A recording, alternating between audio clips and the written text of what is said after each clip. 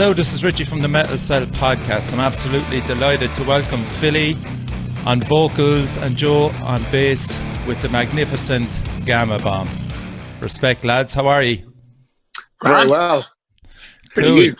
I'm flying, man. I just want to play your new single first to start off the show. This is Living for the Lockdown.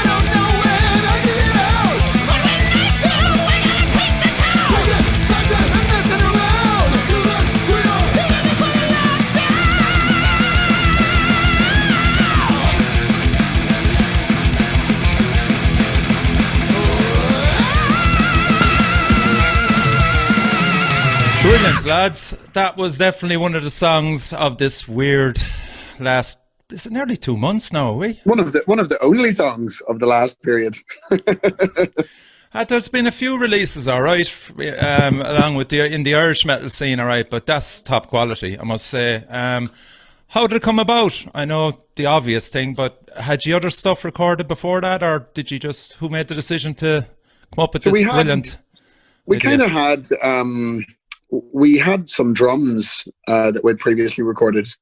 Paul, our drummer, our long-term drummer, left the band. But before that, sometime before that, we had recorded drums for extra songs with him. And we had talked about over that time, like, oh, what will we do with it? We'll put them on an album or something. And then when we were getting towards making the album we're making right now, we were like, well, maybe they could be the B-side songs. And then I don't really remember how we got to the charity. I think when we talked about doing a song from lockdown, because we were just kind of stuck and we hadn't properly kicked into doing the album yet. Is that about right, Joe? Yeah, probably. Actually, no. Like, I think most of the songwriting for the album was kind of well underway. Like the drum track, the song kind of existed as a demo about a year ago under a different title and stuff. And we were just looking for something to do, like that we could. Well, not so much even relate to the lockdown. I think the lockdown thing came after being all like, oh, let's do a charity single or something. But we kind of had to warn the Dublin hostel that we were intensely unpopular and there's no way they were going to get a decent amount of quids. But they ended up actually doing okay. So. No, the Simon community have been really cool. We've kind of made pals with some of the people in the Dublin Simon community now, and we're talking about other things we could do, and hopefully we're going to do a gig for them whenever that's possible again. And yeah, they're great. They're great people. They do really hard work. And I think we were talking back and forth about who was the best to work with on it, and I asked other people around town who were more sort of engaged with that kind of thing, and a lot of people's answer was Simon Community, and fair play to them. They've done amazing stuff during this. They're out literally during the scariest, worst part of the lockdown. They were out walking around the streets at night trying to get people into accommodation. Yeah. and then dealing with all the different problems those people have. So it's like, yeah, it's great. And like, yeah, of course, it's not exactly friggin' U2's donation of 50 top hats or whatever. Like, but you know, we did make money for them. They said they noticed an uptick in people going on their donation line, and you know, that's good. And as I said, still coming in as well. With all the money we made from Bandcamp on it goes directly to them as well. That's and brilliant. all as well. Fair play. So like, yeah, and like that's it. Like, it's harder to work out which not 1 pence from streaming is that song. Well, you've got 34,000 listens on Spotify. 34,300 on that song. Yep. So that's worth about 10 quid probably. Yeah, but they could have it. But still, as I said, like, it's fantastic that 34,300 people listen to it. Wouldn't it be great if Spotify was in a position to be able to actually like change their rate for charity stuff like that? Like, we're not artists are going to get fuck all, but like, if you were going to go and do something specifically for charity, you think that, you know, Spotify would sort of ab up and be like, right, we'll give them 10p per play or something, you know? To their credit, yeah, that would be better. But to their credit, they did do during the coronavirus thing, they did allow you to have a sponsorship button on your profile. Although, as I understand it, that button was kind of about like, give me extra money for a cup of tea kind of thing. We're trying to bring in that, you know, what do you call that website? Like Ko-fi or whatever. I think they sent us the email, you know, because you get the Spotify for our emails. But yeah, look, it's a ridiculous model. But yeah, look, people were really supportive of it. Luckily, people liked the song. It got great coverage, the likes which we would never normally get. It was in Decibel, it was in Revolver, and they were all very nice about it. So, you know, that was great. Yeah, it was good. The main thing is it was nice to do something nice. It actually made us feel slightly good about ourselves for once. And of course, the rest of the year. And of course, there was the shout outs to the Tiger King and Tango and Cash as well, lads. So you haven't changed much. Fair play. Bit of essential. Yeah, Paul texted me and he was all like, man, like, you know, there's other things that you can rhyme with Tango and Cash than hash. And I was like, no, it's not. There's nothing truer. Oh, that's brilliant. And the Gamobombable Snowman made his appearance as well.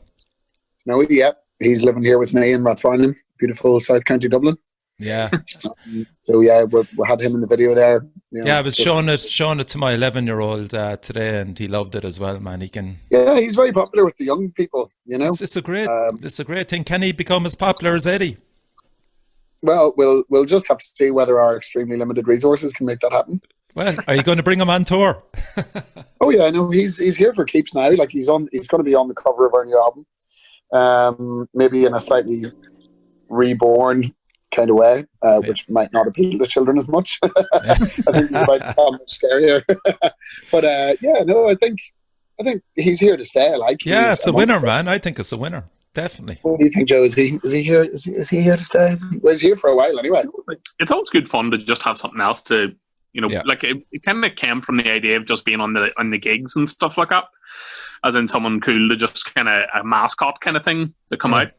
Yeah. But yeah, like it's fun, and it definitely helps with gigs and stuff. Like, it's whenever all our music's so fast that people in the crowd tend to get pretty fucking tired, you know. So it's good to have a fucking comic relief interlude, sort of, isn't it? Yeah, and he's a focal point as well. You know, that's why Eddie. He looks fit, man. He was doing his exercises on the lawn there, you know, for the video. You know, he has a great physique now for a man who drinks 15 pints of McCardles a day. Yeah, I was going to say, beating the tins of Mac into him, isn't he? Yeah, and he's divorced and he's diabetic, like, so he's doing very well. He'll fit right in, man. He'll fit right in. Yeah. I mean, how important is it for to have some bit of tour fitness? Do you mean physical fitness? Physical fitness, yeah. I think you need a degree of it. You know, we don't tend to do insanely long tours. Obviously, we have done, but yeah, you need to be in relatively okay shape. Like, you wouldn't massively hit the drink in the weeks before going on tour as an adult.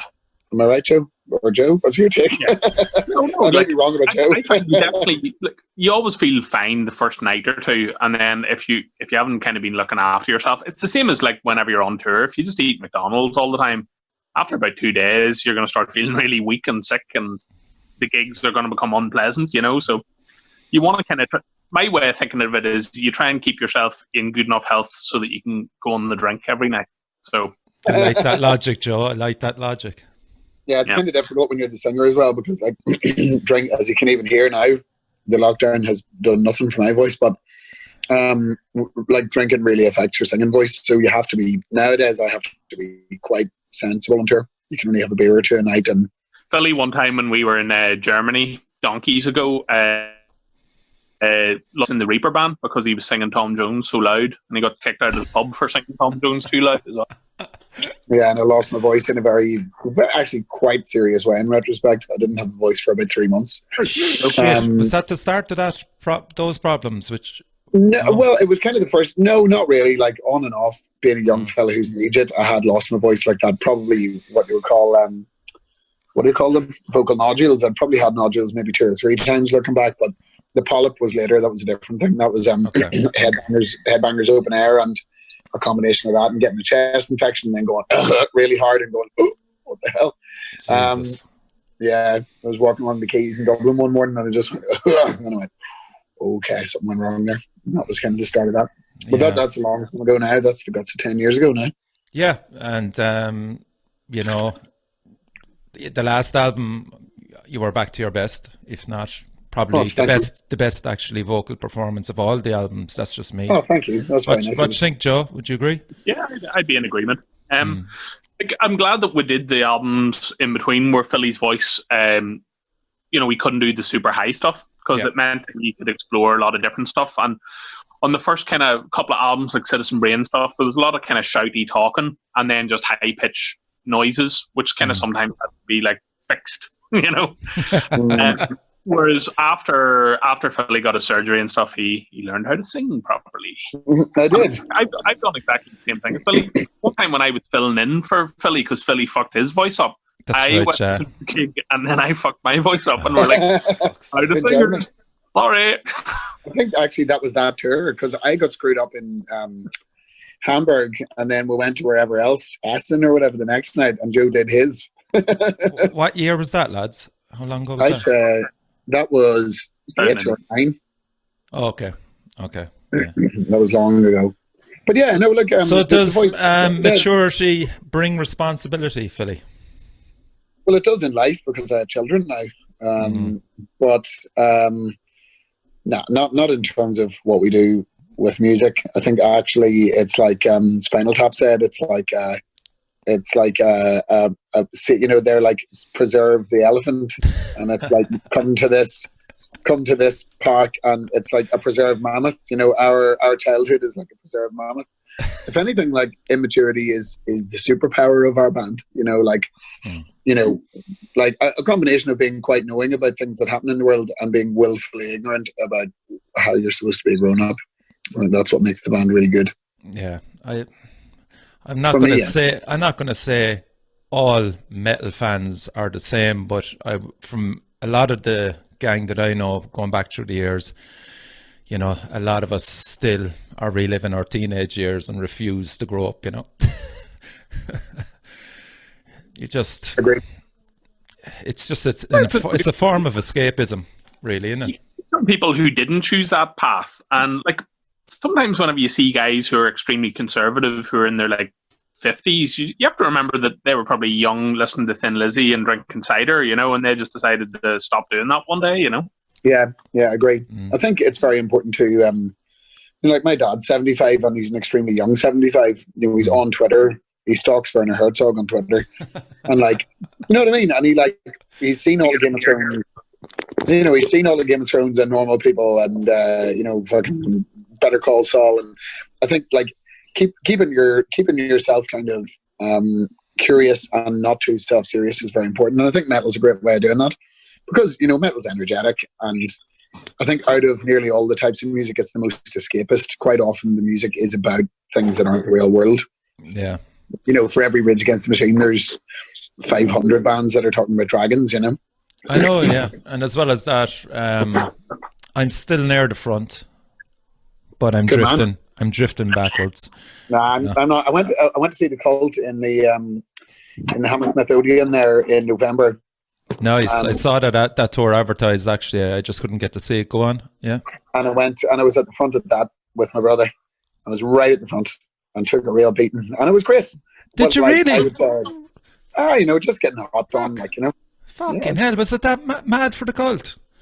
Oh yeah, people were going berserk, like, but so was I. So that's the crack. Like, just lots of big, heavy men in their 50s jumping up and down on you, like. Jesus Christ, that's amazing for them, especially. That's. But I mean, it's great to hear, that they can still. Yeah, no, they were rocking, like, they were great. But yeah, no, I'm not much of a at the front guy. Like, I don't have the build for it, Jesus, some of us don't, but a lot of the time, the stages are smaller, and when a guy jumps, man, you can feel every bit of him hit you. Yeah, I don't do that. I've only ever cried. Well, whenever, whenever people were kids, like if a 17-year-old is landing on you, made of rubber, Joe. They're made of rubber. Yeah, if you're a guy in your 40s and there's some guy who's in his 40s landing on you, like, Oh fuck, been there, done that many times.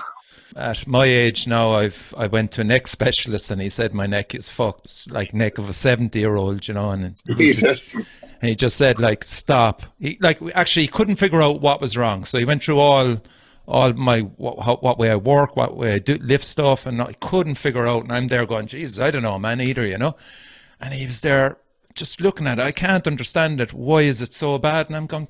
He goes, what hobbies have you? And I goes, I gave up sports ages ago, so all I do is go to gigs. And he goes, what kind of gigs? And I goes, heavy metal gigs.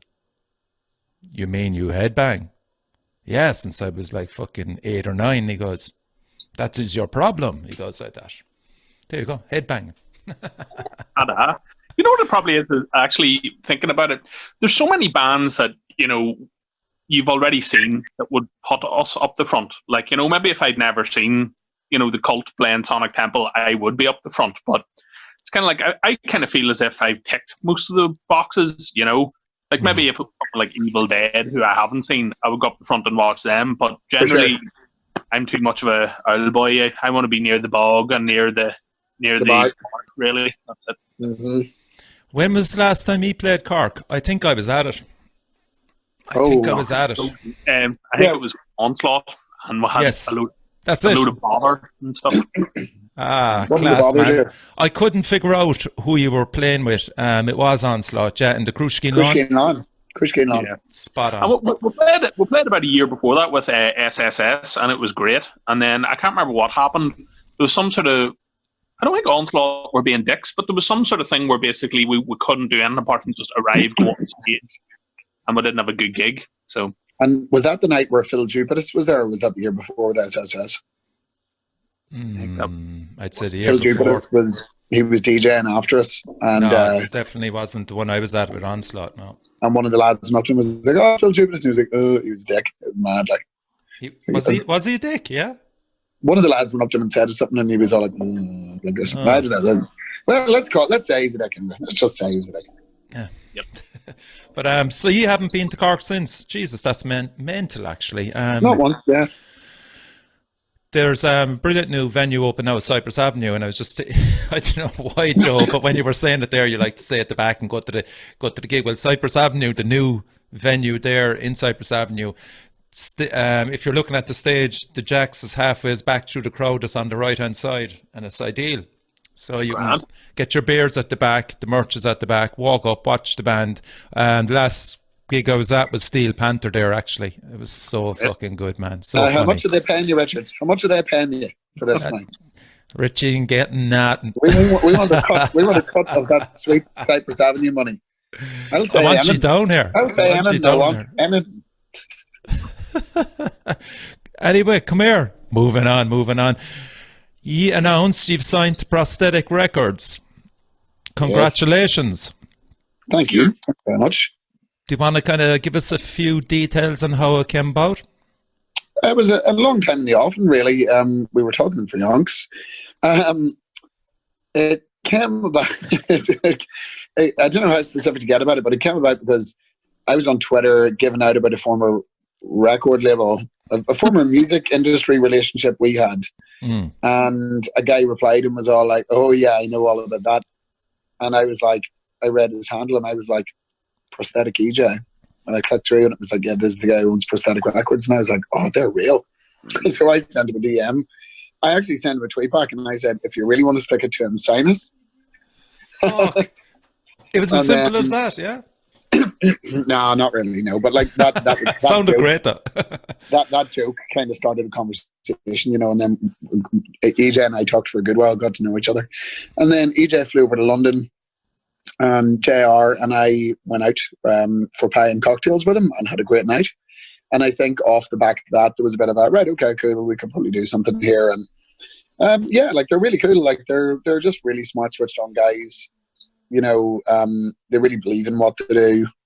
Like we've definitely been on labels in the past where you're not given much priority and stuff. And I think EJ is a fan of the band and has been since Citizen Brain. Jesus, fair play. Yeah, he just personally is a fan. In fact, I think he even knew about the band before Citizen Brain. He just really likes Thrive. That was definitely one of the calls, though, with this album was kind of him, Guy, who's mixing, all those kind of things. We wanted to make sure that we had people who were big fans of the band. Yeah. So in the past, like, we've used Scott for a lot of albums in the past, and he's a brilliant producer, but like one of Prosthetics' kind of stipulations was that they'd like us to try a different producer and, you know. Oh, okay. Yeah. Do things a little bit differently. But it was cool. Like, as Philly said, you know, FM were slightly probably too hands off and Eric were probably too hands on. So, you know, third porridge was just right. Like the third marriage, you know? Yeah. Yeah.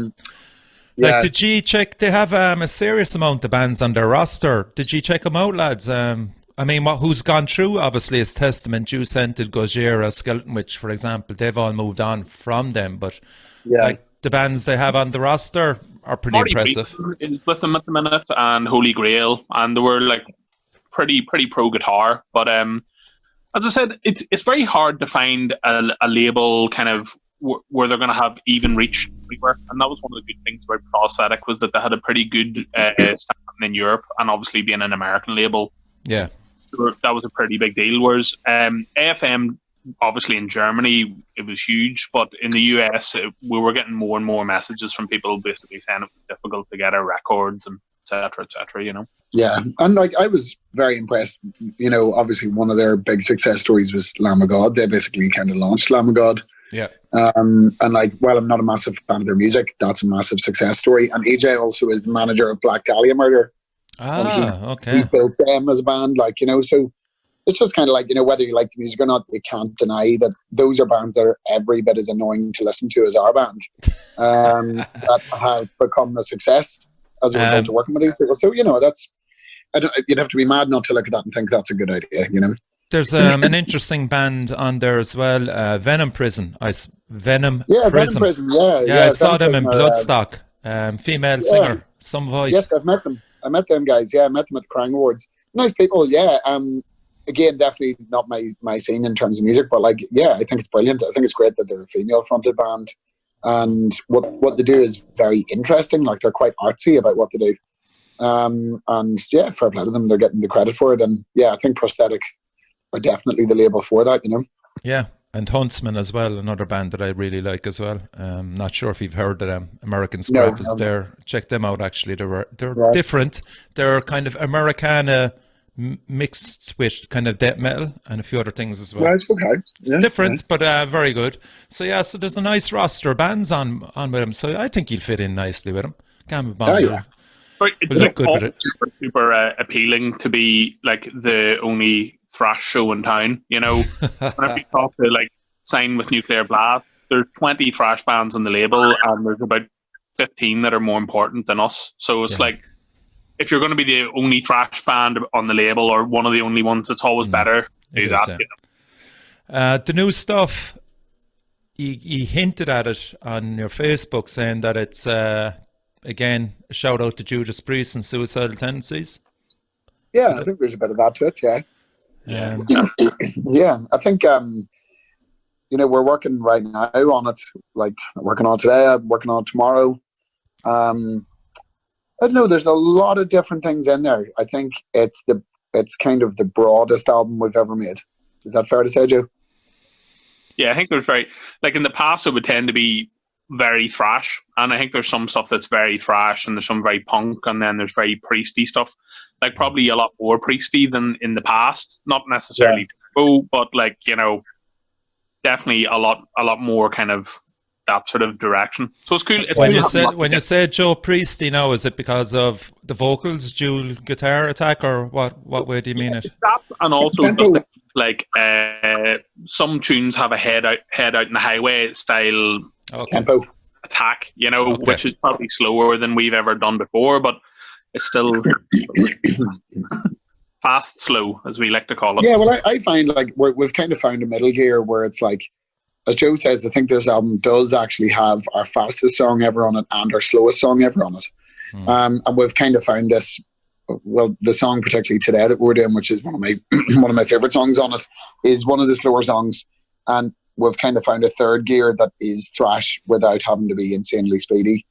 And, you know, it is that. And again, we're like, obviously we're very enthusiastic about being thrash and we always make sure that we're hitting that. But like, you also want variation there. You know, when you're on that stage and you're looking at the crowd on a song like Bring Out the Monster or Ninja Untouchables, when you play that, you can see the difference that makes to people. Yeah. You know, you can see that people, I know it's weird to say, but people actually start dancing, which is great. You know, like, so you actually get a different vibe.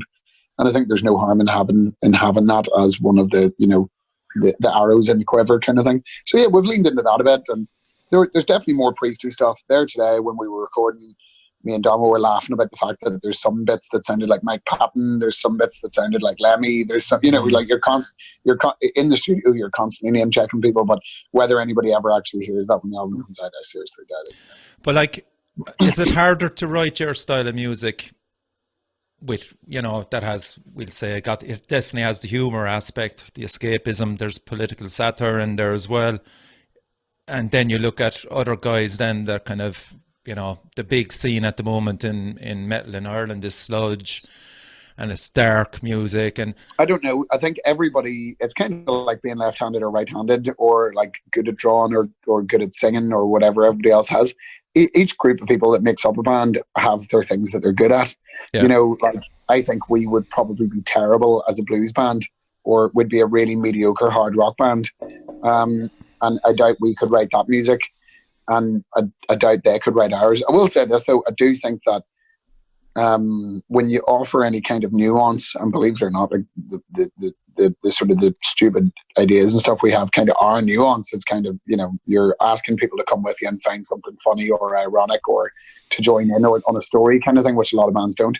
I do think that is inherently harder than just writing a straight story for a song or just writing about your feelings or just writing poems. I think it's harder. Once you go down one route, it's very hard to go down the other way. Yes. Like, yeah. I'm good mates with Alan from Primordial, and there's no way that we could write those sort of lyrics, and there's no way that he could write our sort of lyrics. Yeah. I think the thing is, the more po-faced and serious stuff is, the easier the metal community tend to accept it. Whereas, absolutely, that's a good point. Yeah. For old kind of like Dio or Flotsam and Jetsam, it's kind of like Dragons are okay then. But whenever like a modern band, say even like an underground band or whatever, did something for Dragons, people immediately are like, "Oh, that's very funky," you know. So, yeah, but I mean, I think your sense of humor marks you apart from other bands as well, you know, and it's just kind of the way you balance it, you know, with the tunes is fucking really memorable, you know. There's many people who come to us and say, you know, I'd like Gambom if their lyrics were less funny and stuff, but at the same time, you know, that would make us just some other band, like so. Yeah, and you know, to us, obviously, like when you're in it, it feels like a much bigger universe. Like, true. To my mind, our albums feel like they have songs without really funny lyrics, and then this other song is A Million Miles Away, and it's a serious politics song, and then this song's A Million Miles Away, and it's quite a serious horror song. You know, where there aren't really that many jokes, or there isn't a joke in it, or whatever. And then we'll have songs like Slam Anthem and stuff, where it's kind of an overkill Judas Priesty. We're writing it like a, you know, like fun poem nearly. So like when you're in the band, it feels like we have an incredibly broad church. But of course, the reality is, you know, most people hear 4 songs and 2 of them are about shitting yourself or whatever. So you know what I mean? Like, I'm sure the Venga Boys have an incredibly deep fucking repertoire. Like, you know, we just happen to mention the Venga Bus in every song. It's the same as us and Tango and Cash. Just like exactly, we accidentally wrote 10 songs about Tango and Cash. Like, brilliant. Exactly. So is there any synthesizers or clean guitars in this one? Well, no, that's still the rule. But me and Domo yesterday were joking about doing. Joe doesn't know this yet either. We were joking about doing like a church organ, like a preacher intro for one of the songs. And Domo, do you know what be class actually? Do you Domo know can play amazing gospel organ. His gospel organ is do you know class. Faith No More, Be Aggressive, the opening to that? Yeah. That'd be cool. So yeah, we were joking about that, but nah, I don't know. I think we'll put some fun things on it, but we don't really have anything like that. We'll have a couple of really cool wee ideas to stick in the songs, but I don't think anything that outlandish is going to happen. We haven't broken the rules, you know. So are you still influenced by the old school bands more so? Is that what you listen to now, or are you bothered with new stuff? Do you get recommends? Have you got a friend that will recommend new music to you? Or yeah, I have a few mates who are like metalheads. See, this is the thing as you get older as well. Like, not all your mates are going to be in the gang kind of thing, but like I have a few mates who are metalheads, but they listen to much more sort of abstract stuff. So I'll get recommended things where I'll listen to it and be like, "Whoa, this is very brainy," but not necessarily my cup of tea. I still listen to a lot of Judas Priest and a bit of Sodom and a bit of other undergroundy thrash things like that, bits and bobs, like or Suicidal Tendencies or whatever. I don't listen to a ton of it. I'd listen to classic metal if I'm listening to anything really. Okay. But like, I suppose if you're saying like, is it still an influence? It is, because it's still there. Do you know what I mean? Like we're still working.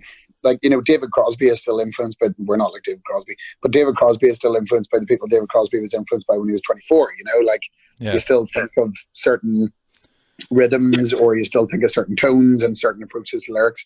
So like once, as Joe says, once you've gone down the path, you don't really back out of it. Like Bob Dylan still goes on about fucking, you know, all them artists he was into. Like you kind of carry it with you, you know.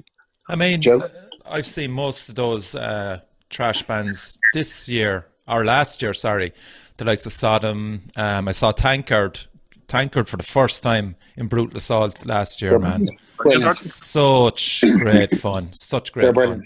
Weird, like there's some bands like Tankard and Suicidal Tendencies and Overkill who, you know, it's really about a show, you know, and you're like, oh my God, this is amazing. And it's a totally different, like Exodus and Testament, it was a good show and stuff like that, and the bands were great, but it's certainly a different kind of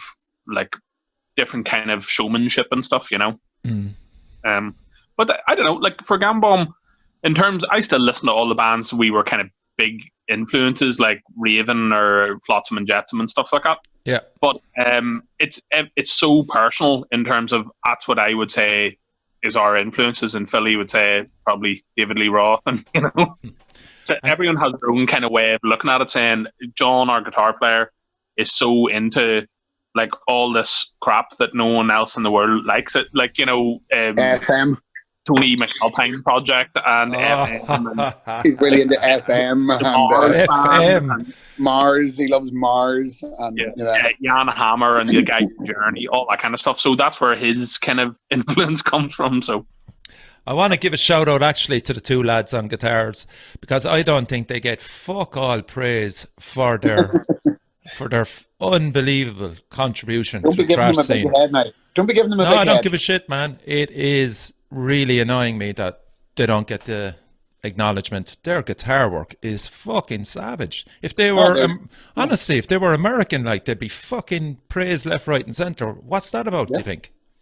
I don't know. Like, see, whenever I lived in England and you talk about Thin Lizzy, people would just assume they're an English band or an American band. Sometimes it's weird. Sometimes whenever you're from Ireland, people are a bit like, oh yeah, they're from Ireland, you know? So, I don't know. Like, I think they're two of the best guitar players out there. Unbelievable. Like, Philly, you're scratching your beard and... Are you going to come up with something? In stern disagreement. No, I'm just thinking, look, literally, I've known and met a lot of people who play guitar, and obviously I know who many of the great famous guitar players are and stuff. Of people I've known in real life, I would say the lads are the two best guitar players I've ever met in real life. Like, I would say, like, John is a match for Gary Holt, no fucking bother, any day of the week. He could actually play, I don't know, like he seems to me like he's fucking right. And then Domo has a very different thing going on. Domo is much more of an artist, like, you know, John's kind of like a killing machine with the guitar. He's very technical. He's, you know, incredibly skilled. Damo's more like an artist. He uses the guitar like a paintbrush, you know. He does incredibly tasty playing that's quite unpredictable, and he's not very governable.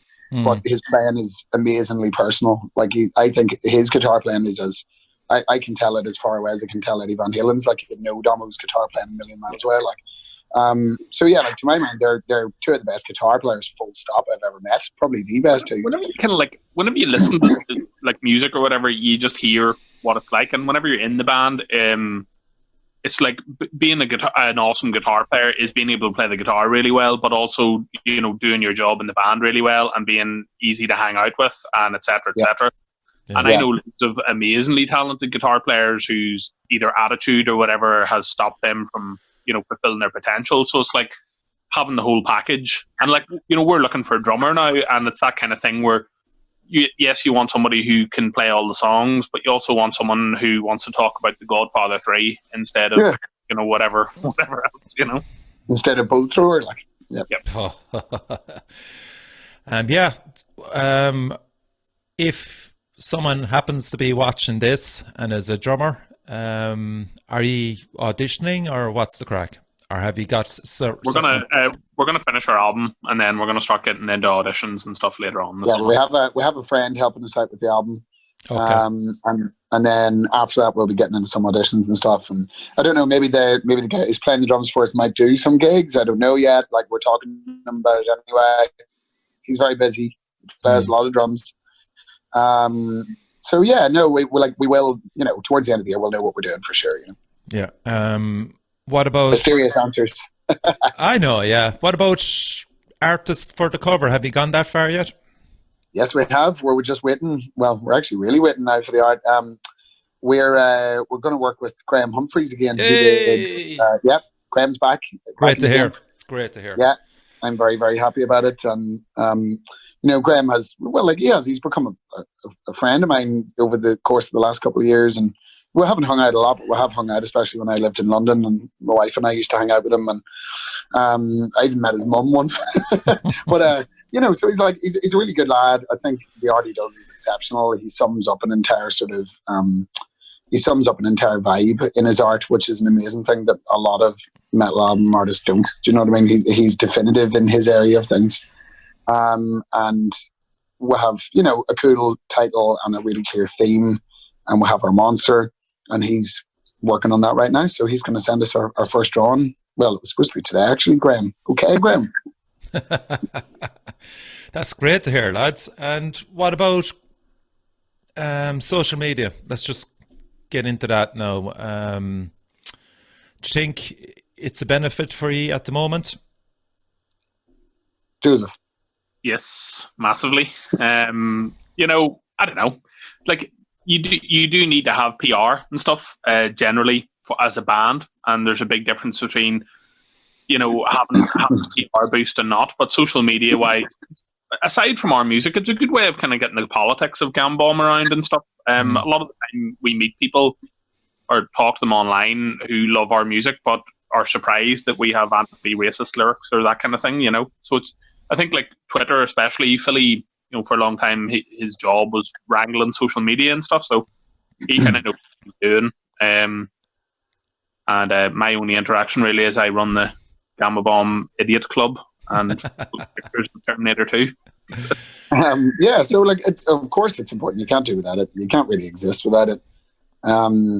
Yeah, it's good. And it's funny, it's changed a lot. Like, you can't really rely on Facebook anymore. We don't actually post a lot on Facebook, although we have most of our followers there. We're not that big on Twitter or Instagram, but actually people talk to us more and they see more of it. And like, we use our YouTube channel, and, you know, we get around, like, and we're doing it all organically, you know, so it's kind of tough. We're never going to be one of those, like, say, Ben in Prison obviously emerged in the last 2 years, so their Instagram will be massive. We came out in, you know, well, we were noticed in 2009, so our Facebook was really big at the time because that was the thing, you know, so you can almost you can carbon date a band by which social platform is their popular one, you know.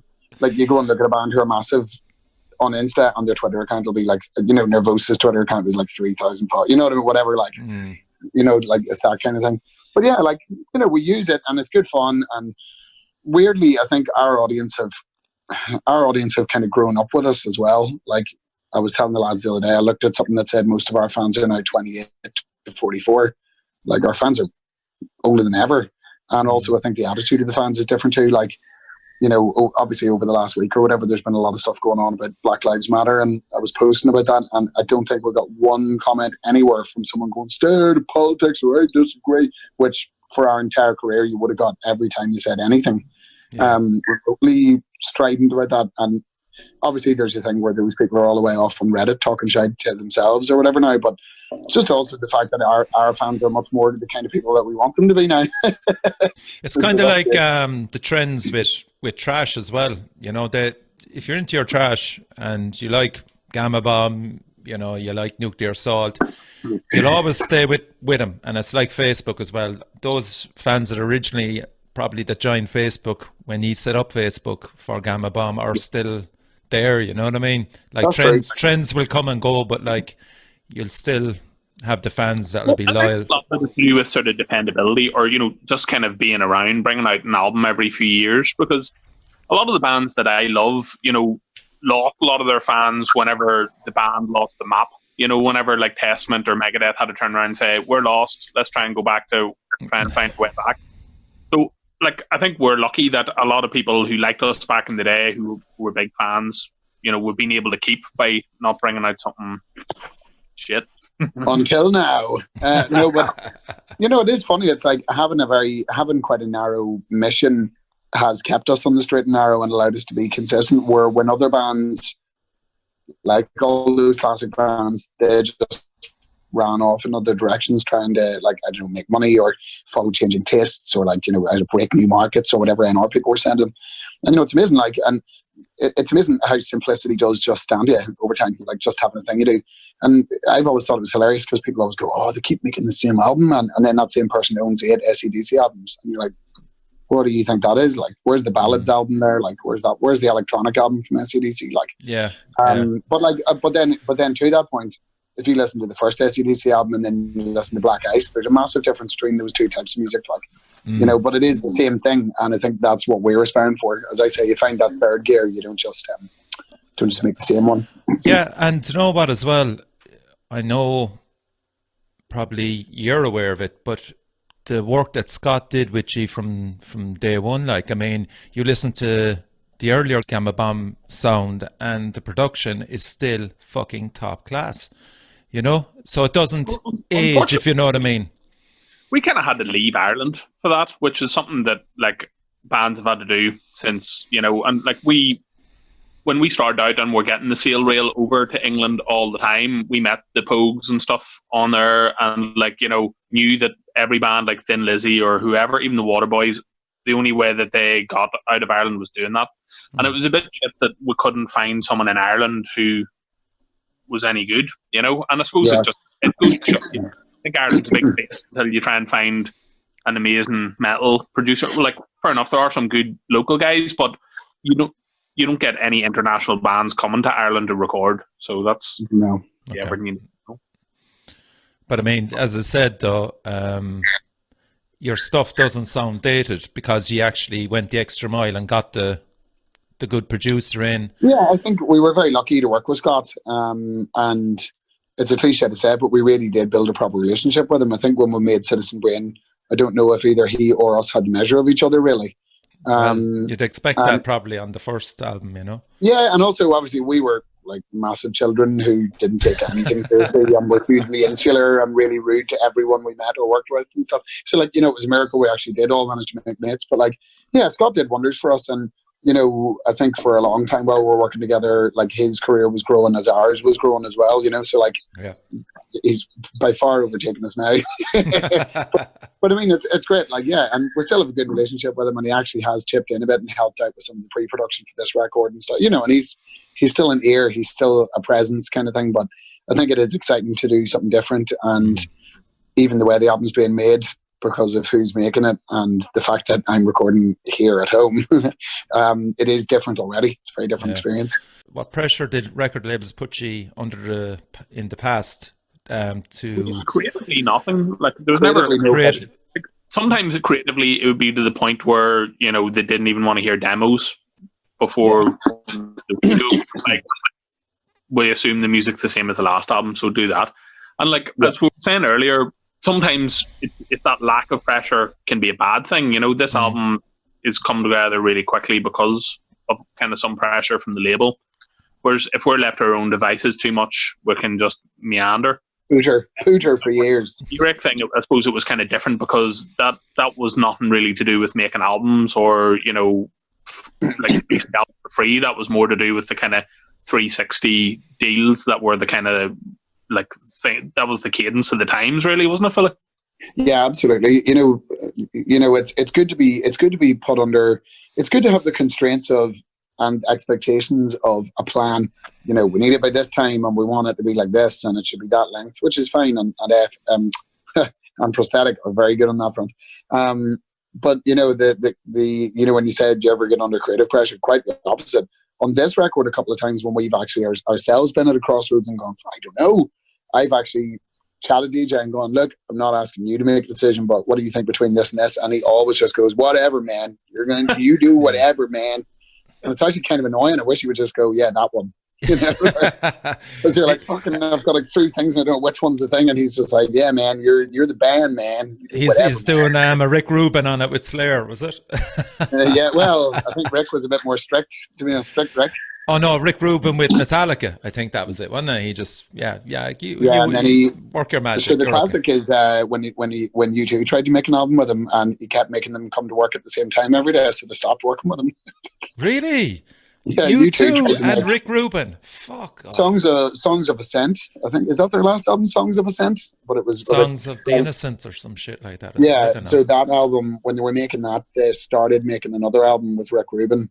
But he kept doing a Rick Rubin and being like, come in at 9. You have to come in here, and we're working all day, and this is your job now, and use these strings, and I'm Rick Rubin. And they were like, we quit.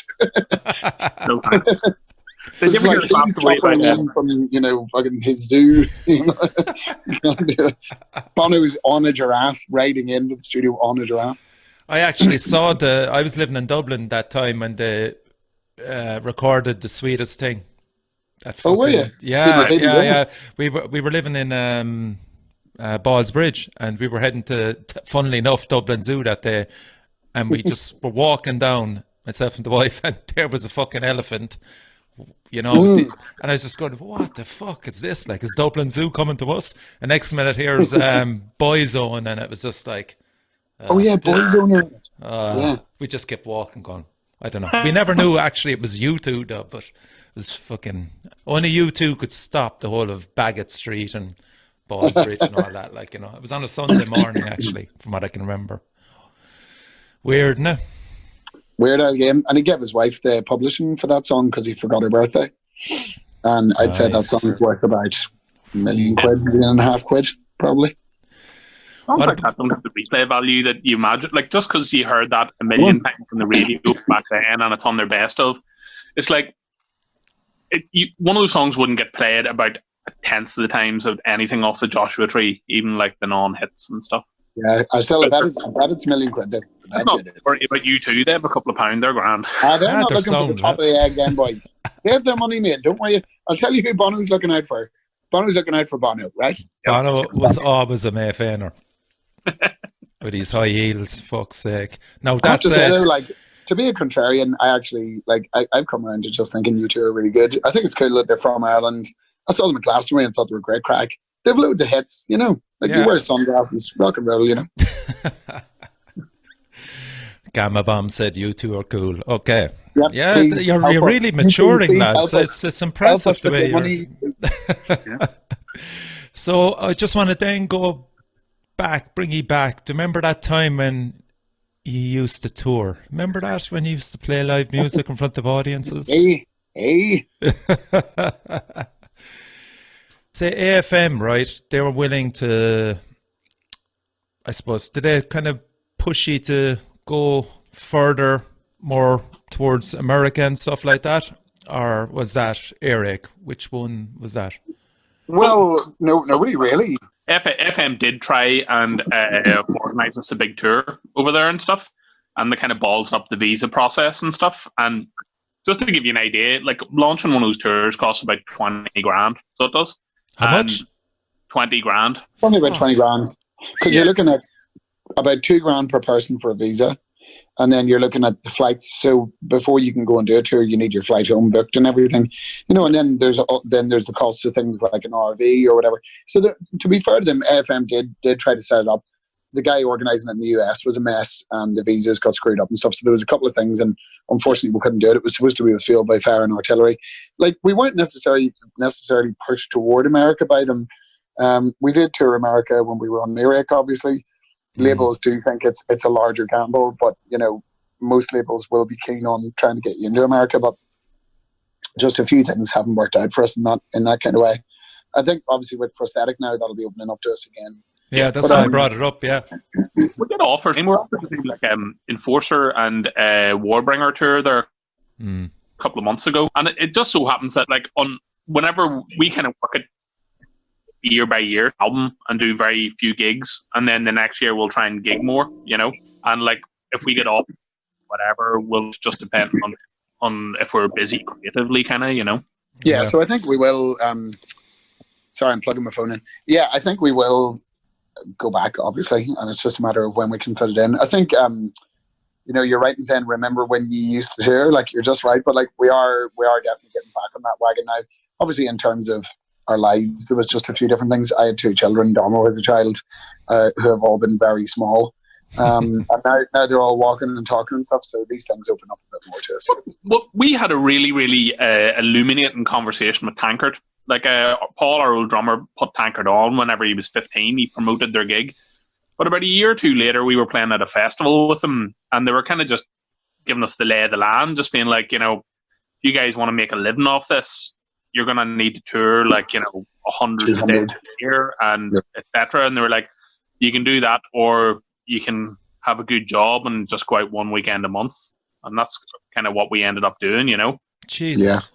But we were under no illusions, man. It was always the kind of, if your heroes are bands like Raven and Flotsam and Jetsam, bands who can't pull 150 people, then don't be surprised whenever you can't pull more than 150 people. Yeah. It's interesting, isn't it? Because they rarely tour outside Germany, and if they do, it's probably a few festivals, and that's it.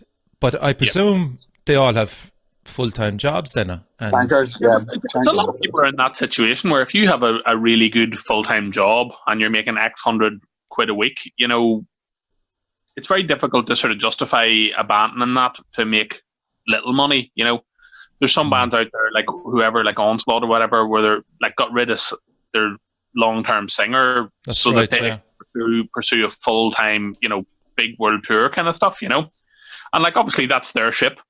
They know what they're doing and stuff, but we would never do that. And it was something that we were very aware of from being fans of, like thrash when we were kids and stuff. We could see all these bands making huge mistakes, like Onslaught or Testament, The Ritual, or Force of Habit. You could see where bands made massive errors.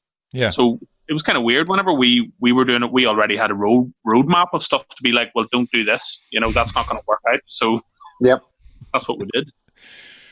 That's class, and respect for seeing the black and white of it, really, isn't it? Like the guys in Eva, like all left the band for 4 years to, because they were like, well, we're going to tour full time, and he was like, well, I can't, I have to have a job, and then you end up in that situation where you lose band members as well because of it, for no reason. And now he's back. It's just like, I'm not shitting on the guys. It's just like we kind of felt a wee bit more self-aware than a lot of our contemporaries about that. We were like, it's not going out and tour for 100 gigs once you've done it a bit.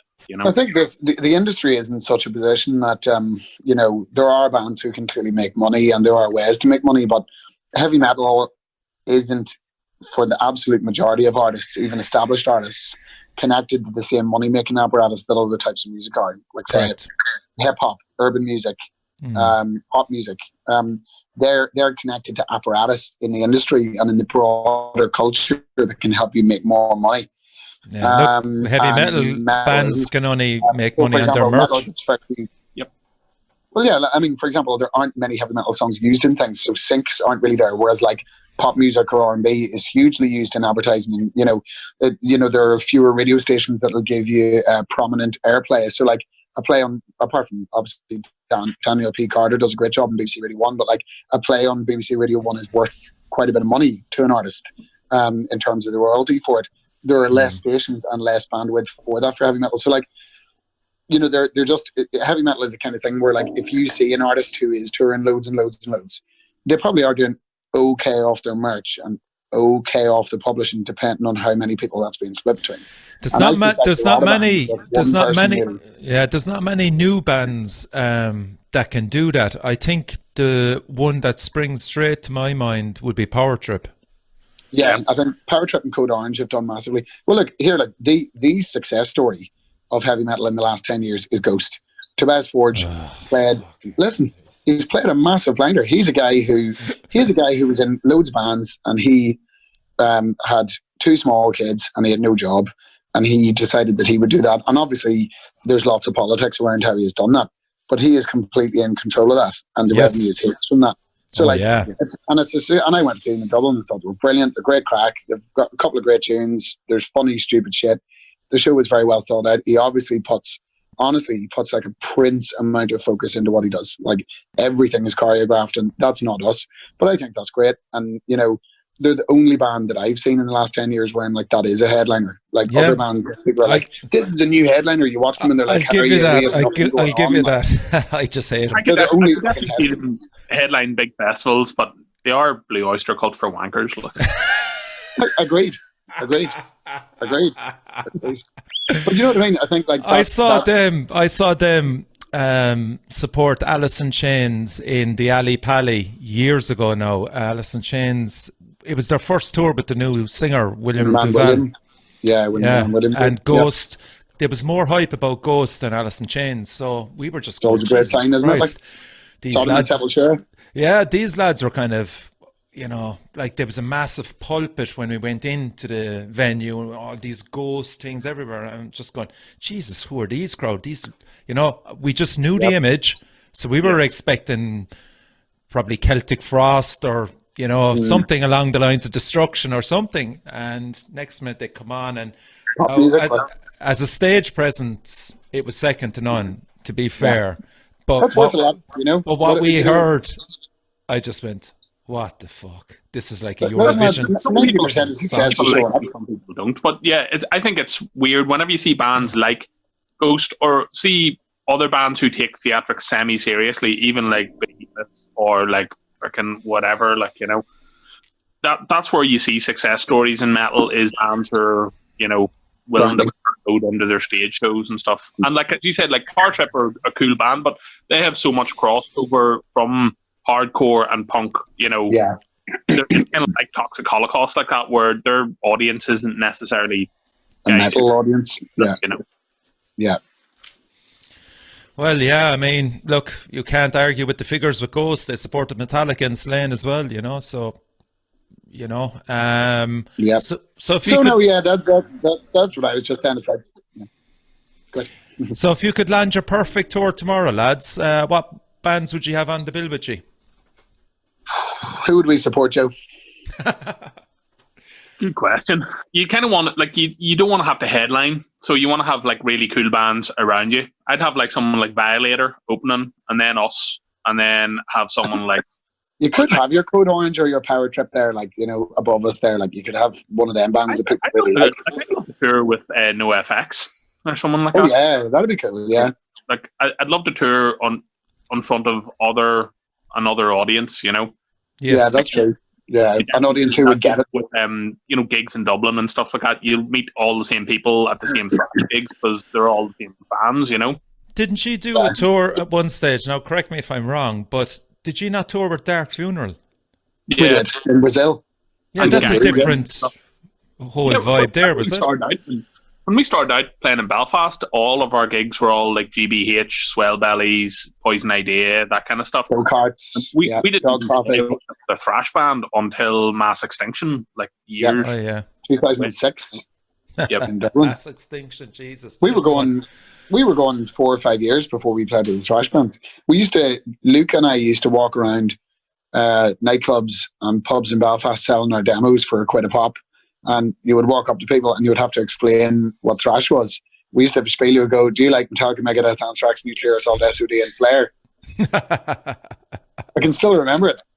And like we would say that spiel and people would go, yeah. And I go, well, there's our demo. It's Quid. Do you want that? And they would go, yeah, all right. And then it worked. Jesus.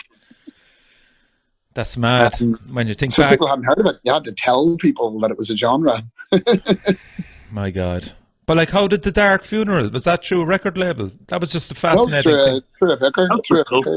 Yeah, and Brazil, they tend to be a lot more, let's mix it up. Like, we had a death metal band supporting us when we headlined down there a couple of years ago.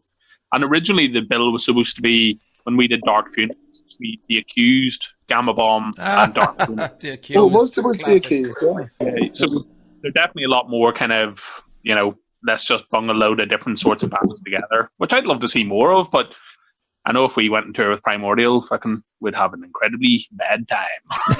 Yes. What was The Accused again? Adventures of Martha Splatterhead or something, wasn't it? Yeah. Yeah, class, man. So you actually played with The Accused? No, they pulled out of the tour. I can't remember. They pulled out of the tour. Usually, it's kind of like the further away a gig is from home, the more chance that there'll be something go wrong. So Brazil's pretty far away. So, do you ever not reflect back and kind of go, I don't know, are you aware of the Irish metal scene at the moment? That's the whole purpose of this podcast anyway, is just to promote the new upcoming bands, the established bands. But like, I don't know, are you aware of what's going on? Because it's really a small scene as such, but the quality is unreal in relation to artists, albums, the whole lot is fantastic. But like, you're a band that has toured America, Brazil, blah, blah, blah. I mean, do you not reflect back and kind of go, Jesus, what we did, just fuck all bands get that chance in Ireland, you know? Why that is, man. It's to do with what we were saying about that ferry where you meet the Pogues on, it's like, like even bands who got signed to labels from like, not Old Season, what were they called? From like Fermanagh, they were like a doomy band, they were signed to Metal Blade for an album. Season of Mist or something, no. But anyway, what I'm saying is that basically loads of great bands in Ireland, like say something like Psychosis or Animator. Yes. Like, I think they're brilliant bands, but I can't see them, taking off unless they start putting in serious legwork, and money. It's going to cost them to get a 30 quid return, and that was your train to anywhere in England. And the first time we toured with Exodus in England, we were getting the megabus between gigs. So £1. The bus was £1, and you'd be on the bus for 6 hours. Right for the attitude to have. You need to just be like, well, we have to go. So how are we gonna go? Yep, that's what we did, and it's not a money matter. Obviously, you do. You have to invest your time and your money and your sweat in it. But as Joe says, in those early years, it was the floor and the bus and carrying our heads across town and carrying our guitars across town and sometimes not having somewhere to sleep. And, we did all that stuff for years. And it's not like we're 100% better than that now. Like, there's still the odd night.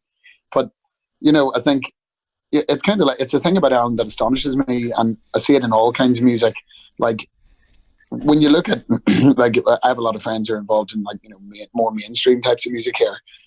And like, you see the bands here, like the Coronas and stuff, who are successful here, and they're played on the radio and they make money and they'll play really big gigs and stuff, but they do not exist outside Ireland. They don't fucking exist. Nobody knows who they are. Nobody knows. And like, but then you have a band like Villagers who have rightly a global appeal and they're known and they do all the legwork and stuff. But like, most of those other bands never leave Ireland. So how are they ever going to get somewhere? Do you know what I mean? And although we don't have their scale inside Ireland, we never thought Ireland felt big enough, so we always were trying to do something else. We were always attempting to go somewhere else, and I think that was on our wish list from the start. We used to talk about the things we wanted to achieve as a band when we first started. And it was like, have a badge, have a T-shirt, play a gig outside Newry, play a gig in Dublin, play a gig outside Ireland, and that was kind of the tick list, wasn't it, Joe? And there's like all the good bands in Ireland who've done well for themselves, even like Male Mordia and everyone like that, especially like Ireland's well known for the kind of pagan and doom stuff, and rightfully so. But that's all success because those bands went to Europe to find Polish people who love them, And I think that there's some brilliant bands who broke up, like Stereo Nasty and stuff, who, if they had a like being able to do the legwork probably could have ended up, I think the best. I think Mass Extinction too. Mass Extinction could have Yeah. definitely done more business. They could have played good gigs in London, and they could have played. There was no reason Mass Extinction couldn't have played the good club shows we did in Europe in 2009. There's no reason they couldn't have. Like, yeah, they probably would have been among the masses of bands who sound like that. Sorry, lads, but Yeah. at least they would have been there. Like, they would have been Like- at the table. Like the Northern Ireland metal scene at the moment is one of the strongest it's been for years. Insofar as bands releasing just top quality material, but they're not getting to the audiences they deserve. And there's even weirdly a kind of cross border problem there, like that. Like you get some bands like Crossfire and Psychosis going up to Belfast and doing well with the kind of thrashers up there, but there's not enough. Like a band like Senescence, who have been about for the same length as time as Gambomb, are still going, support What's wrong? Machine Head like we did, but they don't gig down south. Now I don't know where in the north they're from, but I just know that that's the deal. Like it's not. I don't know. Like I do love like metal bands from Ireland, but I always kind of get a feeling that there's too much resting on the laurels. People are too happy to play for Irish people instead of trying to play for, Yeah. Well, do you know what? It's always, from what I gather, it's the money aspect to get over to England and Europe. It's transport, it's the gear, the whole lot. And what a lot of bands are doing is just doing swap tours, Yeah. So But look, it's to my mind that's a matter of want. Do you know what I mean? oh, look, You want it. no one will argue with you, Yeah. Philly, in relation to what you've done. No one. No.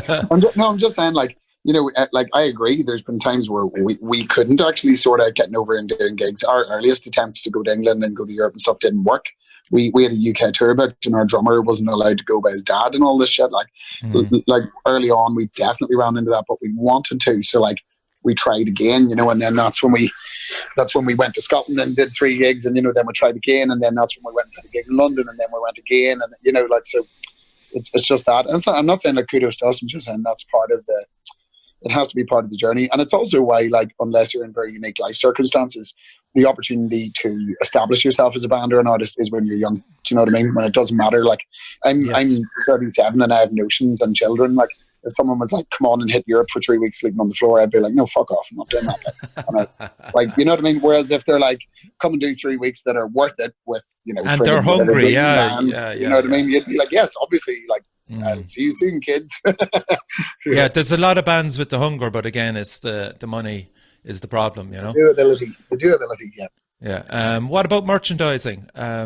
What have you got planned coming through? Have you got a new line set up yet, or does that depend on the artwork of the album? Probably does. Yeah, so it depends on a few things. Like once now that we have the album locked, we'll know which songs are going to sound like singles.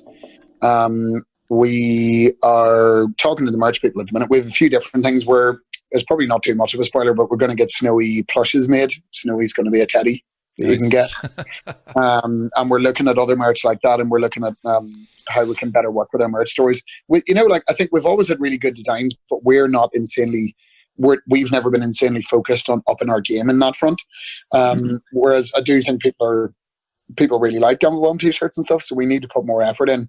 But yeah, I think we'll be doing new t-shirts for singles. I'm actually thinking as well we should start doing a bit of flashback merch and start producing merch for our old albums, and maybe doing like retrospective merch where you'll get like, say, a patch set that's 7 patches and 1 is each album or something. Like that's a great idea. That kind of thing. So we're talking about that, but like, the battle jacket is back, lads. The battle jacket is back. Never went away, boys. And did you come across, actually, I don't know, even on tour or just on the internet, bootleg merchandising of your band? Oh, absolutely. Yeah. Really? Yeah. Yeah, absolutely. Whenever you go to like parts unknown and stuff like Mexico and shit like that, and Brazil, a lot of the times is kind of just like, well, what are you gonna do about it? And you're like, nothing. Whereas if it's someone online or someone on Rugby AliExpress, tackle your man to the ground as he's running away. I remember in Mexico, we went and picked up a load of stuff from the merch stall with our logo on it, and the guy was like, "You have to pay me for that," and we were like, "No, merch." Fuck. Where was this? It was just at some festival in Mexico, Metal in the Forest. But like, it was gas because like you had trucker hats with logos on them, and we were like, we're taking those. And it wasn't like I'm not taking all of them. I was like, I want one, you know. Yeah. And he was all like, blah blah blah blah. And I was saying to him in Spanish, that's my fucking hat. That's my hat. It's my band. And then he was all like, blah blah blah blah. And then he was actually pointing out that he didn't have any left. And I was like, oh, right, okay, fair enough. But yeah, no, like you get like the bootleg merch you get in Latin America and stuff is class. Like some of the t-shirts are amazing. There's a really amazing Citizen Brain one out there somewhere that has the album cover and stuff, and it's designed in a much nicer way than we would have done. There were hoodies and all that were really good. But like, yeah, a really cool DRI one that says who I am, DIR on it. Yeah. Nice. Yeah, of course we would be. We give out, but yet if you come across a good rip-off as well, it's hard to turn it away. Like, I love a good rip-off, but like, you know, say I would be I'm fairly down on people trying to sell like bootleg patches and t-shirts on eBay and stuff because absolutely, they're always worse quality. Like we let people listen to our music and download it for free. So yeah, I didn't want to bring it up because it's been over fucking said with you, you know. But look, if you want to bring it up, yeah. Yeah, well, that's how we got to all these places and far off that we're talking about. Sell our CDs in those places, so people downloading our albums. So, you know, but that's 10 years ago. That's not even as relevant anymore now. Yeah. So just again, probably for those that don't know, that Gamma Bomb, was it the Terror Tapes? Is it, or which one was it? Which album? Or Tales from the Grave? Which one was free? Yeah. Tales. And it's still live. You can still go on the Earache website and download it for free at the minute if you are so inclined to do so. That was the game changer, you know. But as I said, you're sick to death talking about it. And I didn't want to really bring it up. But you know, that was a game changer for you. It got you to so many way bigger audience. Yeah. Yep. Yeah, absolutely. Definitely the difference between being a European band and being a worldwide band, you know? Yeah, definitely. Yeah, like people had heard of us because of it. And I'm still really proud of it. It's a good record. Obviously, there's some politics you can't even be arsed getting into about it, but it's not available on streaming platforms. But there is still a link if you search for it. Gamma Bomb Tales from the Grave in Space. Download Earache. You'll find it on their website. There is a link that's still live to download it. That's perfectly legal. DM us on our Facebook and we'll send you a link for it. Or if you DM us on Facebook or any social channel, we'll give you the link for it. But yeah, like it's a really good album. It's very of its time. You know, it's quite hyperactive and overdone, and that's good fun. It's nice to have that. Like, you know, we've done albums since that are relatively measured, I think. That was just friggin' balls to the wall, a load of nonsense stuck on the record. So it's good. It's good crack, like. Have you appeared on any other trash compilations bar the Trashing Like a Maniac one? We're on some kind of FM compilation.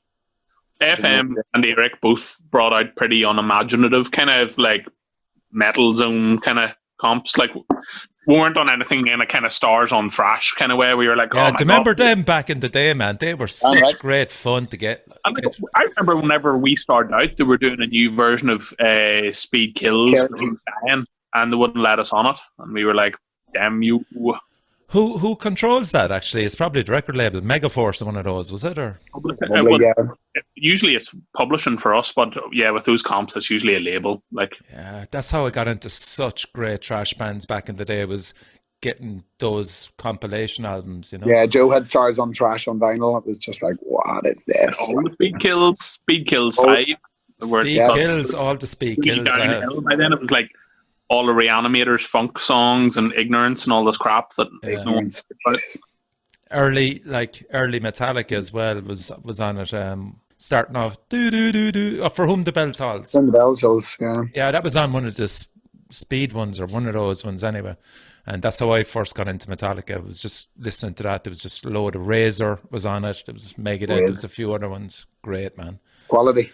But like they don't do that stuff anymore. And it's playlisting now. It's all about the playlist now. That's it. Yeah. Come here. Have you worked on your film? We're all waiting for the film, lads. Is it going to be animated, or are you on a star in it? What's the crack? Every time we sign a record deal, we always talk about it, because it's like whenever you sign a new deal, you have more power to try and get what you want, you know. But it's like realistically, it would involve us like probably not making an album for 4 or 5 years, and you know, using Joe. You've used that excuse before. Come on, come up with something better now at this stage. You know, I do my research, man.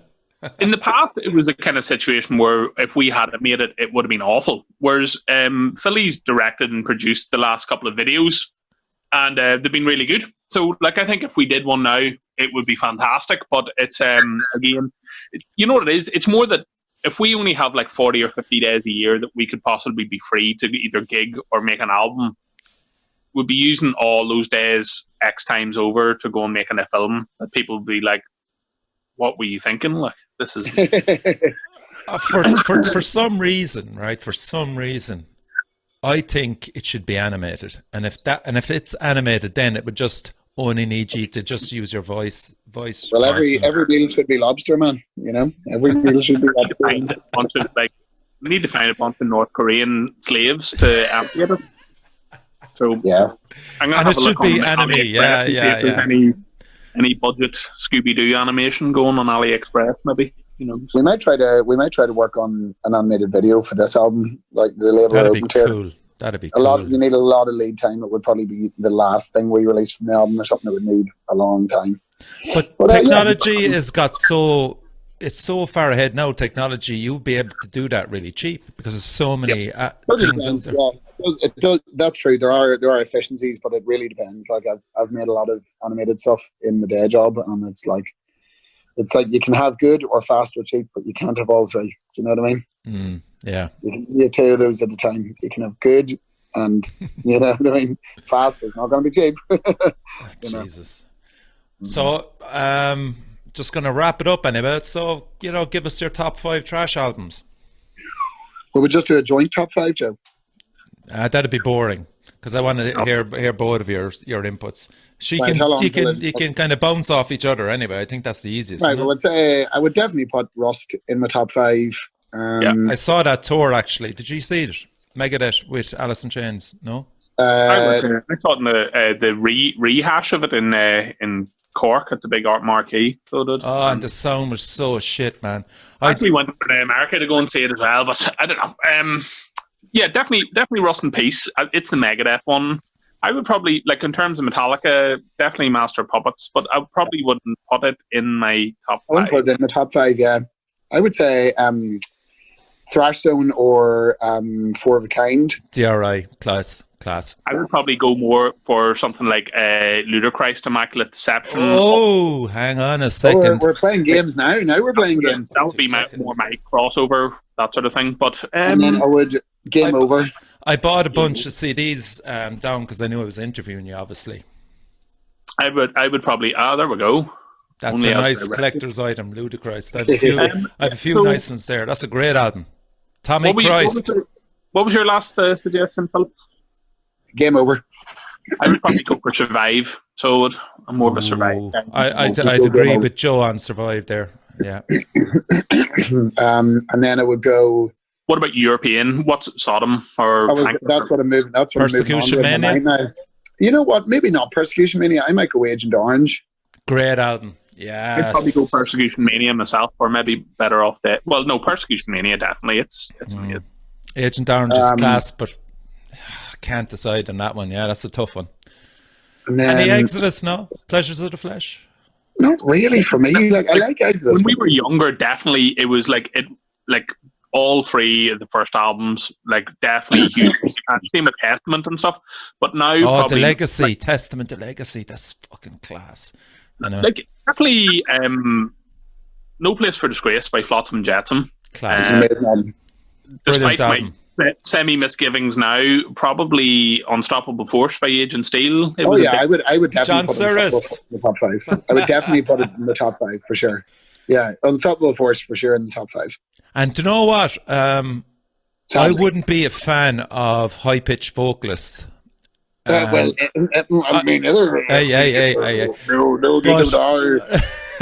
but there's a lot of great trash there, but the vocalists have put me. Agent Steel, John Cyrus, fucking love him.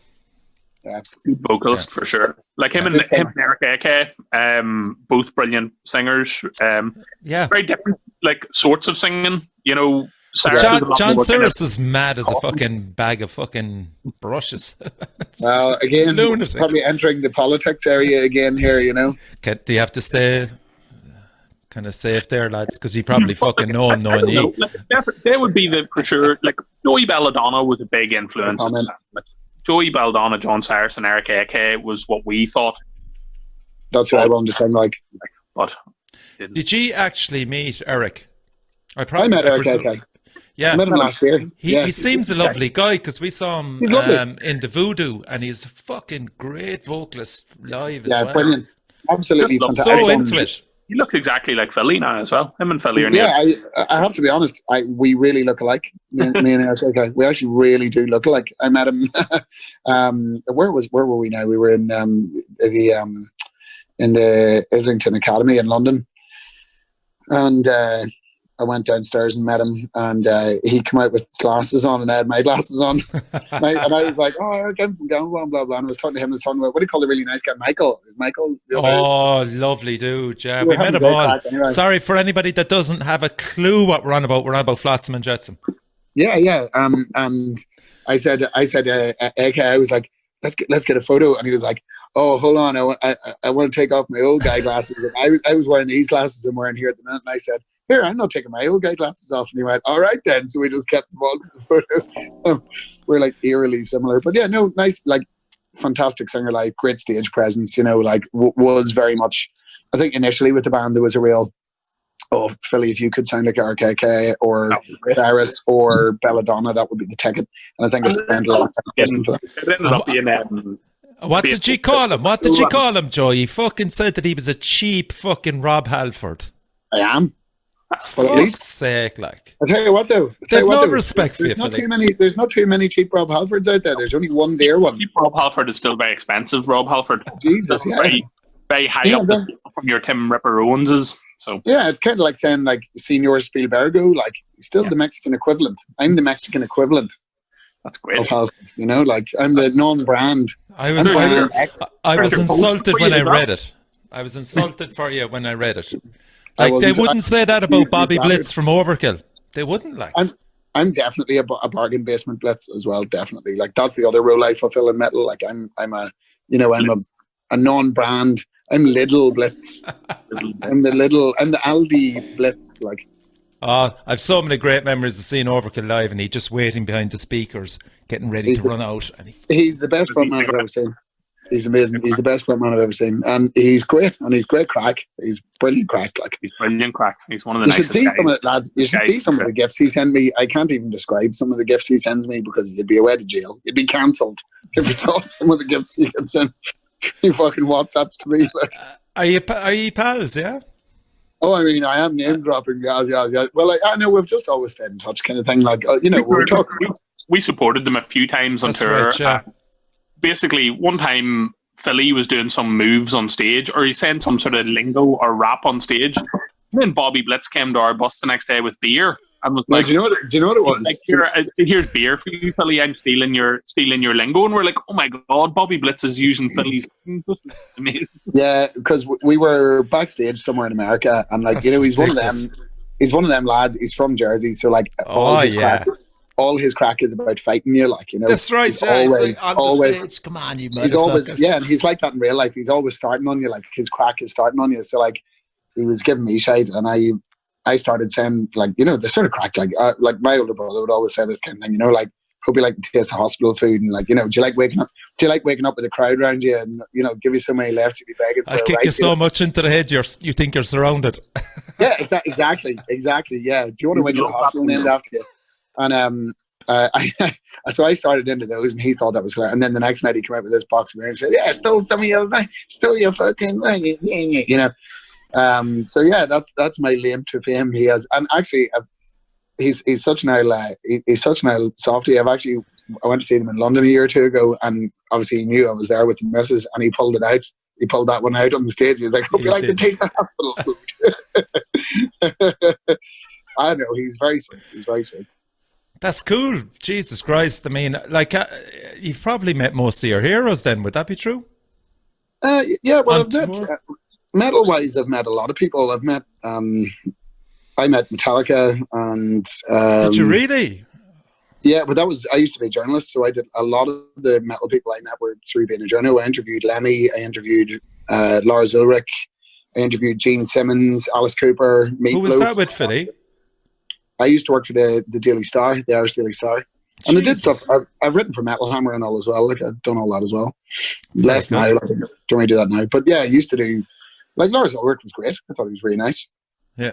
I wouldn't doubt it. I wouldn't doubt it. You know, I mean, he gets a shit name, but I mean, look, he's enthusiastic about the scene and everything. So. And he knows his metal, but Jesus, I tell you. Fuck it, no one will argue with Lars, I'd say, in relation to metal. Yeah. Scarcely gone toe to toe with anybody on No Album. Like, he knows everything about No Album. Like, he wouldn't talk for less than 25 minutes, which is a really long time if you're interviewing somebody. And he talked about No Album for about 15 minutes, like, and he was just going insanely deep on Vardas and bands like that, and how insanely into Vardas he was. Fucking hell. Yeah. What about you, Joe? Any heroes that you personally? Obviously, the lads from Tankard, I'd imagine. They were lovely. John Cyrus stayed in my house for 2 weeks there last year. Who? John Cyrus from Agent Steel. Yeah, he did he? He did. Did he arrive by UFO? Unfortunately not. He left by one. Got the bus. I don't know, who else have I met? Apart from...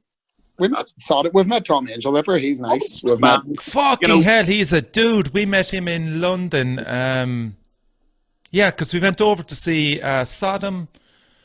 Oh my God, I should know this now. Sodom, Suicidal Angels, and Death Angel. Dead Angel. Yes, thank you. Yeah, lovely dude. Chilled out in the tracksuit, man, having a fucking beer and a fag. How's it going, Tom? Man, if you want to talk about heroes, like one of the best crack we ever had was Dan Liker whenever we played with Nuclear Assault in Dublin. So like Joe and I years ago, whenever we just started the band, we flew over to London and we went to see Nuclear Assault with Testament and Death Angel. Yeah, what a tour. And we obviously had, you know, built up Dan Liker to be this thing in our minds, and when we met him he was super, super high, and he wouldn't really talk. He couldn't talk, and we were like, oh man, this is so disappointing, like, you know, don't meet your heroes kind of thing. And then whenever we went backstage in Dublin in the Voodoo, we went down into the basement where their dressing room was, and we were like, oh lads, and he, like, the other lads were like very nice but quite busy, you know, like what do you call him, was John Conley.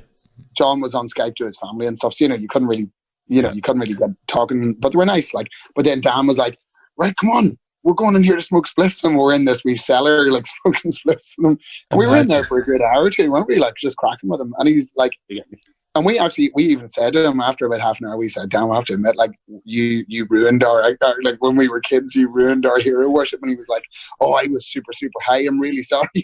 Jesus Christ.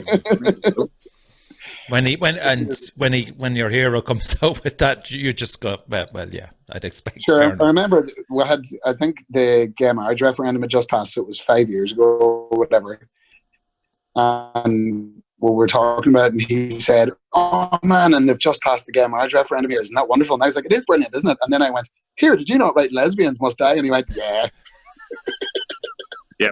Well, he wasn't offensive. He was just kind of like, listen, whenever you're young, you do stupid stuff, so don't try and over me. And we were like, we love Lesbians. It's a brilliant song. So. Yeah.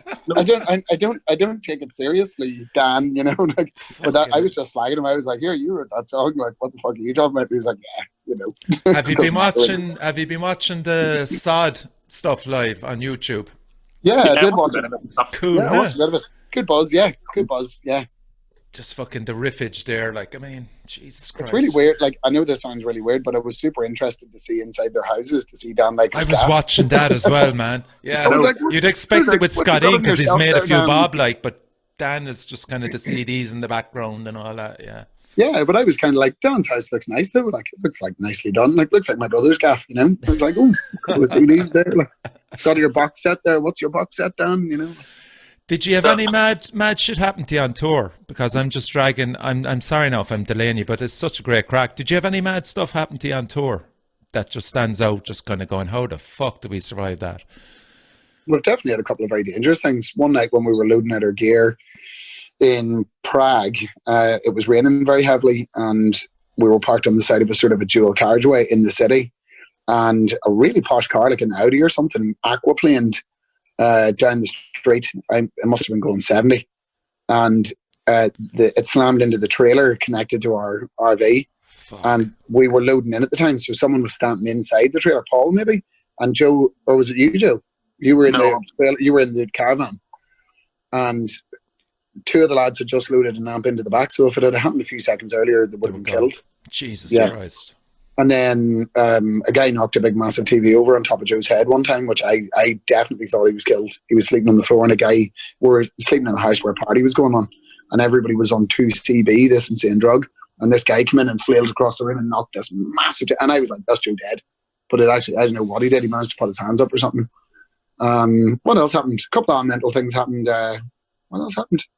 I don't know. Like, you always class it between either brushes with nearly being killed or just random mentalness. Like, you know, fucking... I don't know. Like, you always remember... I kind of remember weird fans or strange things happening at gigs. We used to play this place called the Heretic Club in Bordeaux. And one time we were playing, some guy at the front got his head smashed open, and you could see the inside of his skull. And we tried to stop the gig, and we're all like, "Listen, we're not playing anymore until this guy gets some medical attention." And everyone was around him was like, "No," and he was all like, "No, I'm fine. I'm staying here." And we're just like, smoking a fire. Like, continue the concert. Yeah. And everybody's been kind of seriously hurt in some way on tour. I had to go to hospital in LA after we played in the Whiskey, and our guitar player Luke Curl fell out of the van and wrecked his leg. Well, why did you have to go to the hospital, Joe? I don't even know. I was sleeping in the van for about 2 months, sleeping on the floor with Philly, and it was grand. And then it was our turn to sleep in bunks. And my bunk was right over where the wheel of the truck was. And whatever the vibration was kind of caused me some problems with my diaphragm. But I remember waking Philly up and just being like, "Man, I need you, wake the driver up. We need to go to the hospital." And you couldn't breathe. Fuck it. So it was like £1,000 to get put in a drip for an hour or two, you know? Yeah, you couldn't breathe. It was really scary. And of course, and not to be dramatic about it, but that wasn't too long after our mate Mike had died. Mike was sort of short of breath, and then he had died on tour. And I remember going into a Walmart and ringing my missus and being like, "Joe says he can't breathe, and now he's in the hospital." And I was like, "This is fucking," you know. And Mike was a big dude, like Joe as well. No, and I was like, "I don't know what the fuck this is," you know. It's only because you do tours that are if it's a 3-month tour, then natural stuff happens. Somebody's girlfriend breaks up with them, etc. You know, whenever something goes on that long, stuff that would normally happen in normal life happens. You know, so yeah, that's true. Yeah, and we were touring in the UK one time, and I got a virus, just kind of you would get normal life, but when you're on tour, that's an insane thing, you know. And I had mad pains in my ears, and I couldn't speak, and I was all shivery and cold. And I remember the lads had to do a few gigs without me, and our driver drove us to London, where the end of the tour was going to be. And he put me in this really cheap hotel out literally in the docks in London. I mean, there was no other building near the hotel. And I spent 3 full days lying in bed in that hotel. And I could only eat what was down in the lobby, and I could only sleep and watch films or whatever. And I drank 5 litres of water a day. Last time we played in London, our old drummer Paul got such bad food poisoning from Burger King that had to stand up in the middle of the gig to go and vomit and shit and stuff, and Jesus. I was standing on the stage and the music just ended. I was standing there singing, and then the music just stopped, and I was and Paul wasn't there, and I was and I mean, we're talking good, the Underworld was full. It was a brilliant gig. Great venue, yeah. And then I'm standing there, and then we get started. He comes back out, we get started again, then he goes again, and I was like, "Oh, this isn't good." And then whatever way the other lads were going to look after him, it was only me and Domo left standing on the stage, and we're sort of looking at each other, and everyone in the audience is standing looking at us, sort of laughing. But you're a natural comedian, Philly, so anybody would have struggled bar you. That's what the ladies say. Everyone can laugh very easily. Yeah, people just have to look at me and they laugh and laugh and laugh. You know, then I started doing the way you can do William Tell like this. I started doing that. You didn't resort to that, did you? I fucking did, and Domo played guitar along to it, and it worked. Some guy actually after that gig come up to me and was all like, Oh, that impromptu comedy bit in the middle of the gig was brilliant. Have you guys ever considered not playing music and doing this full time? And it was like, No. oh, it's a waste of time. Joe, you weren't surprised, though, man. But like, no, you haven't. I mean, like, see, like you've been in Mexico, Brazil, America. No guns or any shit like that has been pulled in or any like that. No, we played a festival in southern Italy where we were apparently threatened by neo-Nazis, and we had to have a security escort who then themselves turned out to be fascists or whatever. They did a fascist salute. But we wrote a song called Mussolini Mosh about that's right, Nazi Mussolini song, and then went to this place where they loved Mussolini, and then we ended up writing a song about that experience. So called Metal Idiot. So Metal Idiot is about that night where we were playing Mussolini Mosh. So we've heard that, and I've heard of things happening to other people. We played a festival in Lithuania, and when we played on anti-fascist songs, a guy in the audience got his jaw broken because he was like supportive, and there were like some kind of wankers standing near him. Yeah, so like I've heard of things like that. We've never had. No, we've never really had much bother like that. Like obviously, thank God, stuff people can be armed and stuff. But like our tour manager was armed in America, so it's not really. Yep. Do you know what I mean? That was, and like I don't really, I don't support any of that kind of thing. Like, you know, but like metal's just like that. Like one time we were on tour, and the club that we were booked in to play, between the gig being booked and us arriving there, had turned into a neo-Nazi club. Yeah. And man. Berlin. Like Mexicans, and they were like, you know, where was this, Joe? In Berlin. And our tour manager on that tour used to be a debt collector for the Hells Angels, and like he was a very serious dude, and he turned around to us and was like, "We need to get out of here right now." Fuck. You know. So we played the gig, you know, like we did play the gig. Did you play the gig? Yeah. They were a German biker like band it was super, like it was really uncomfortable, and it was like they were playing a CD over the PA while we were playing, you know. Yeah. So and then there was sort of you've got our guitars, they said, like when we were trying to leave, they tried to make out, you know, they tried to steal the guitars kind of thing, but he didn't have any of it. Like our tour, Martin Lamb, our tour manager at that time, is one of the most serious in the business. He's like insanely well respected. He's Corey Taylor's right hand man on tour and all. Like he's a fucking serious dude. Like, used to have to look after Danny Filth around the time they were huge. It took him to the Vatican. So, like, it was just a constant nightmare of, like, you know, Danny Filth goes around, you know, fucking. Who's Danny Filth? He's the guy Who's from Danny Filth? Cradle of Filth. Oh, Cradle of Filth. All right, sorry, I couldn't Filth hear it properly. Man. Okay, yeah. But yeah, no, he said that was a total nightmare. So Martin was the one who went to the Vatican with him. Did you ever hear the story about that? No. Well, they famously had this T-shirt that says Jesus' punt on the back. Obviously, and their biggest PR moment was they went to the Vatican wearing those T-shirts and got thrown out by security priests. And Martin was with them. He was their security man. And they got thrown out of the Vatican. But anyway, like, yeah, that was crazy. That place was a neo-Nazi bar. And like, is Martin an Irish guy? Yeah. Where's Martin? Scottish. It's Scottish. He's from Dundee, I think. He's from Dundee, but he lives in the north of England with his daughter at the minute, and I still keep in touch with him. He's a great man. But you know, and like when you play in Japan, everything is mad. Like every single thing that happened in Japan is mad. Like every person you met is a mad person, and every single interaction is mad. And you know, there was a fucking like I love it. Please don't think that this description in any way is a judgment or a disparagement, because I really loved it. But there was a lad at the gig who was dressed up as like a sort of a Alice in Wonderland style girly girl, like a hentai Alice in Wonderland. Cosmoplay, is it, or some shit like that? Yeah, I'm sure he was what they would call a kusuru or whatever. He had like a wee mini dress with twill and like knee-high socks and like little girly buckle shoes and a blonde wig with pigtails. And there's an amazing video of everybody moshing and doing a circle pit, and he's skipping. Oh my God! You want to be a mad bastard, but confident as well to appear like that, you know, respect. You know what I mean? Respect. Like, but at the same time, like, what are we here for? Like, live your fucking life, especially at a heavy metal gig. Absolutely. You know, like, fucking live your life, go mad. And I do remember particularly he was at the second gig as well, and he was a cheerleader at the second gig. And I remember, he come up on the stage, or I'm actually not sure of my pronouns. Maybe he is, she, I don't know. But the dress would have maybe said he, and like. He's up on the stage and I like gave him a hug, and then he leapt off into the crowd, right? And as he leapt off into the crowd, he went like, you know, arse up, and he had white panties on.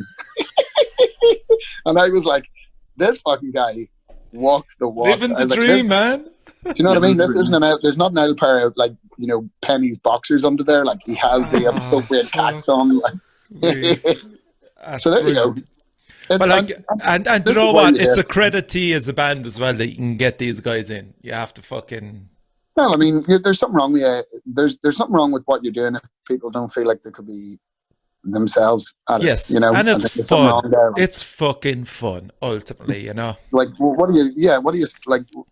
What sort of art are you making if people don't feel like they can be included? What kind of show are you doing if people don't feel like they can have fun? And about fun, have you decided on what you're going to be wearing for the next tour? Are you going to raid Joe's closet? Joe, what's the crack, man? Have you anything lined up for him yet? No, cast-offs.